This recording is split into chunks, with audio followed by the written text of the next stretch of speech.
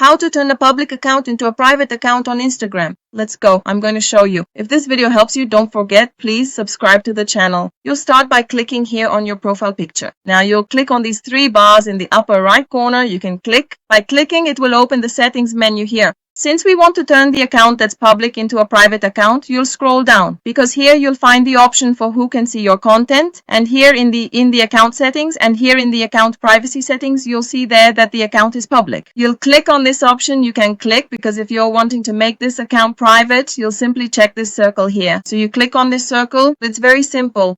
They'll ask if you're wanting to change to a private account, okay? They already inform here that only those who will be able to see your photos and videos are your followers. This won't change who can send messages to you, mention you anyway. So for you to transform this Instagram account into private, you click here, switch to private. As you can see here, I just changed the option for my account here. Now it's no longer a public Instagram account. It ended up becoming a private account, okay? I can even do a review here of the followers of who can see my posts and stories. I don't want to, so I'll click cancel and I'll leave my account here as public as a private account. So that's it. If I helped you, don't forget, please subscribe to the channel.